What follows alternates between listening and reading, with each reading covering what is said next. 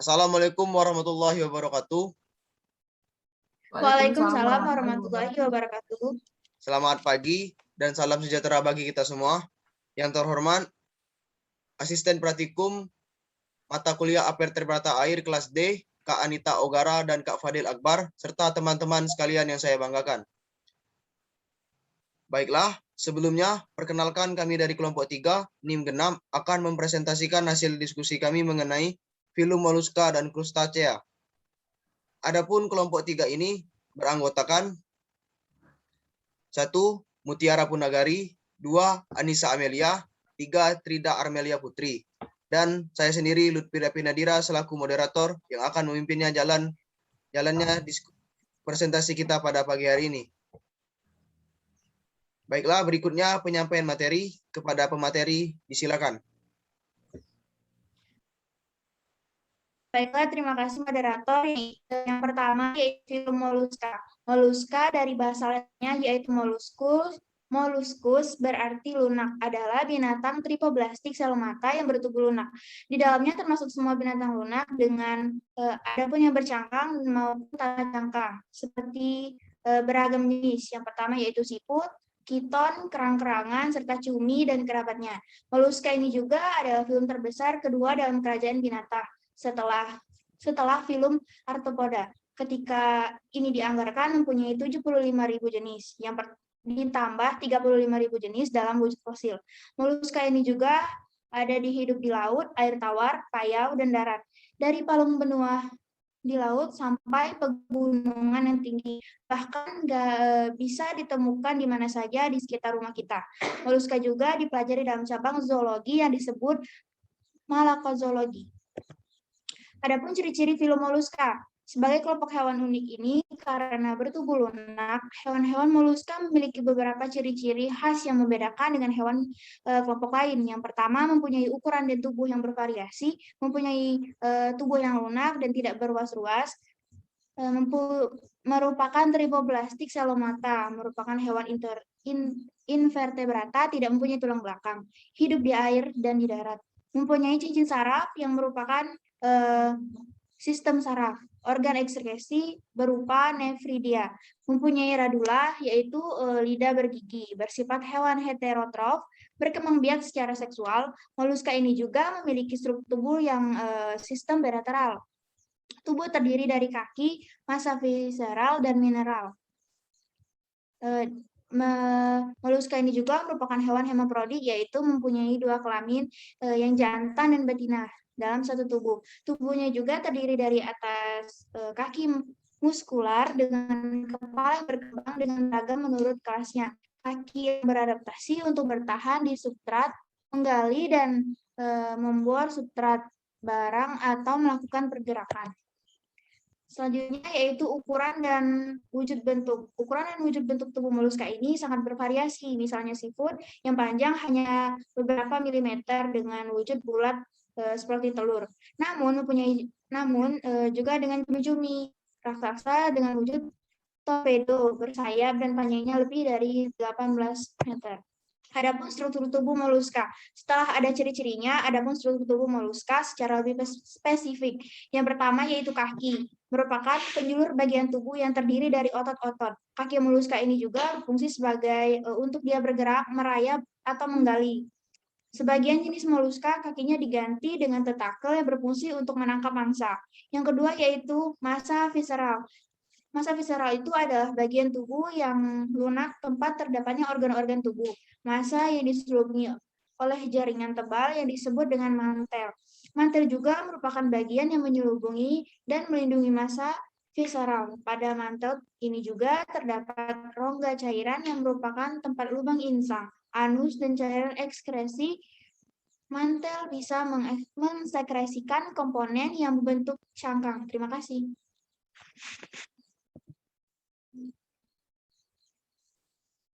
Baiklah, selanjutnya klasifikasi moluska. Ternyata di dalam terdapat beberapa pengelompokan yang lebih spesifik. Berikut klasifikasi dari moluska.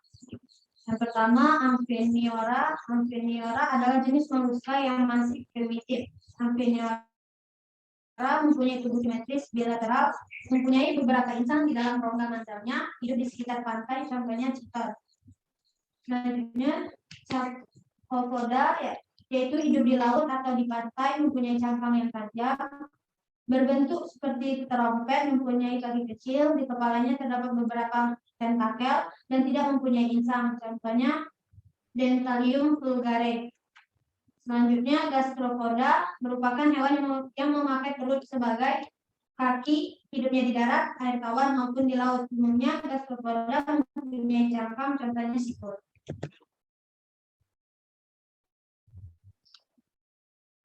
Cephalopoda memakai kepalanya sebagai alat gerak, memiliki endoskeleton, eksoskeleton atau tanpa keduanya. Tubuhnya simetris bilateral, tubuhnya terdiri dari kepala, leher, dan badan. Contohnya cumi-cumi. Selanjutnya, Belixpoda atau Bivalvia mempunyai bentuk kaki seperti kapal yang terletak di anterior. Bivalvia merupakan hewan bercangkang yang terdiri atas dua bagian, mempunyai sistem saraf dan otak yang berkembang baik, hidup di air tawar dan laut. Contohnya Meleagina atau kerang mutiara, Anodonta atau kijing, Ostrea atau tiram, Panopea generosa atau kerang raksasa. Selanjutnya, peranan moluska dalam kehidupan. Peranan moluska yang menguntungkan yaitu sebagai berikut. Sebagai sumber makanan yang mengandung protein tinggi, misalnya tiram batu, kerang, kerang hijau, sotong, cumi-cumi, remis, dan bekicot. 1. Perhiasan, misalnya tiram mutiara. 2. Hiasan dan kancing, misalnya dari cangkang tiram batu, nautilus, dan tiram mutiara.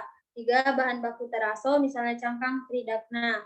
4. Cumi-cumi, siput, tiram, kerang, dan sotong merupakan sumber protein hewani yang cukup tinggi selain enak rasanya.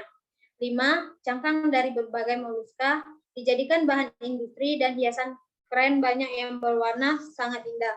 6. Mutiara yaitu permata yang dihasilkan sejenis kerang dan merupakan komoditas ekspor non-migas yang cukup penting terutama bagi negara kita.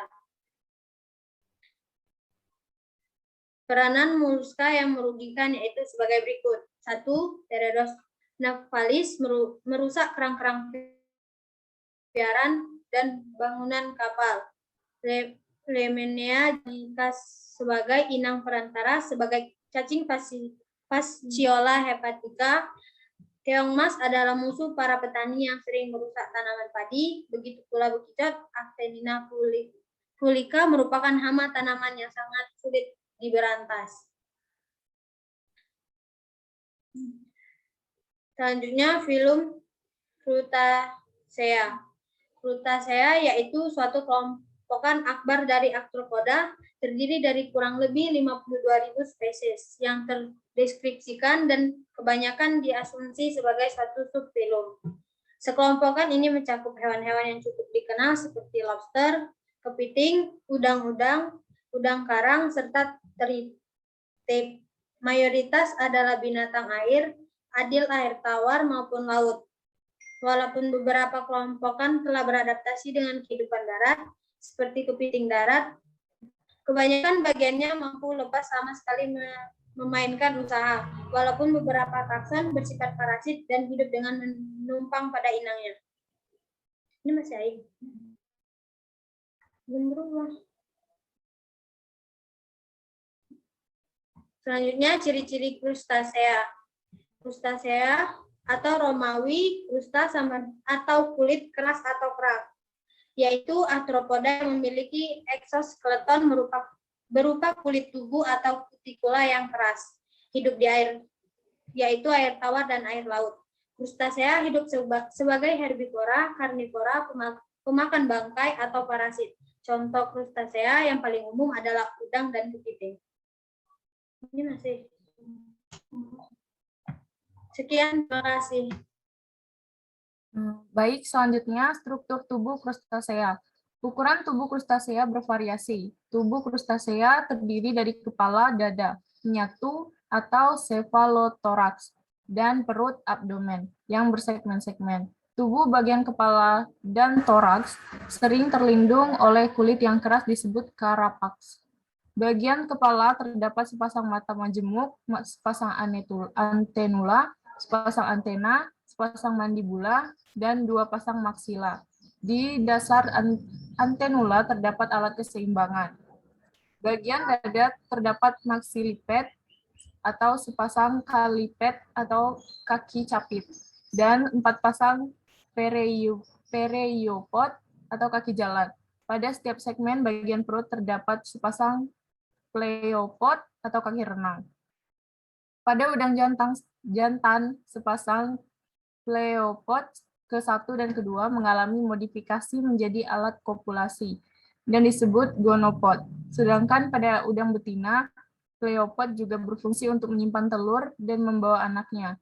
Telson dan uropod sebagai alat kemudi berenang terdapat di ujung posterior tubuh. Krustasea memiliki lambung dan hati yang terdapat dekat dengan lambung. Alat ekskresi pada krustasea disebut kelenjar hijau.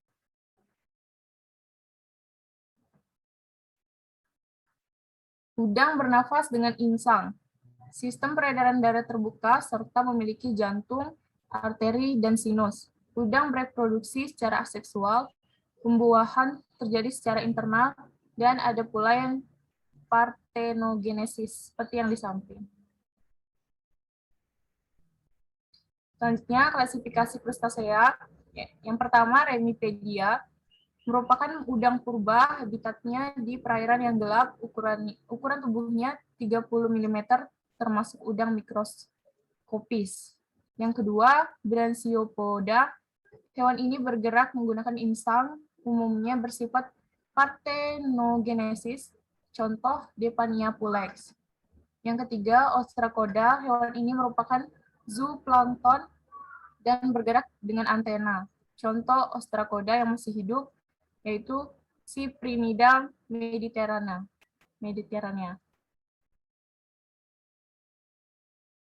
Yang keempat, Cephalocarida, merupakan udang-udang kecil primitif yang masih hidup. Contoh Lightella moniote. Yang kelima, Maxillopoda, contoh Silops bicuspidatus. Yang keenam, Malacostraca, merupakan bagian terbesar dari kelas krustasea dan semua anggota kelompok ini bersifat makroskopis.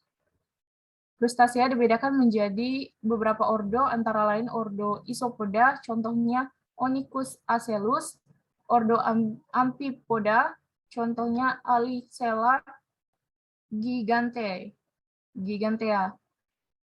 Ordo Stomatopoda, contoh Odontodactylus, Latilorchtis,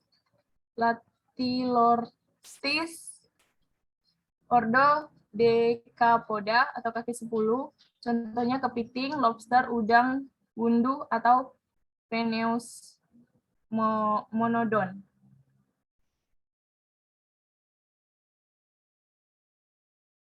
Peranan krustasea dalam kehidupan. Peranan krustasea yang menguntungkan yaitu sebagai berikut. Yang pertama, sebagai sumber makanan yang mengandung protein hewani tinggi, misalnya udang windu, ranjungan, dan kepiting. Yang kedua, sebagai zooplankton, yaitu menjadi sumber makanan ikan. Peranan krustasea yang merugikan antara lain, yang pertama, ketam air tawar memakan batang padi yang masih muda. Yang kedua, merusak pematang sawah atau saluran irigasi, misalnya ketam. Yang ketiga, parasit pada ikan atau kura-kura, misalnya anggota Cirripedia dan Cephalopoda. Copepoda. 4. Merusak galangan kapal, misalnya anggota Isopoda. Terima kasih.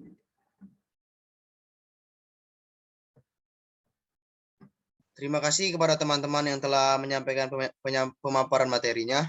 Baiklah, itu tadi penyampaian materi dari kami kelompok 3 NIM Genap. Terima kasih atas perhatiannya. Mohon maaf apabila ada salah kata. Semoga apa yang disampaikan bermanfaat. Saya akhiri. Wassalamualaikum warahmatullahi wabarakatuh. Waalaikumsalam warahmatullahi wabarakatuh.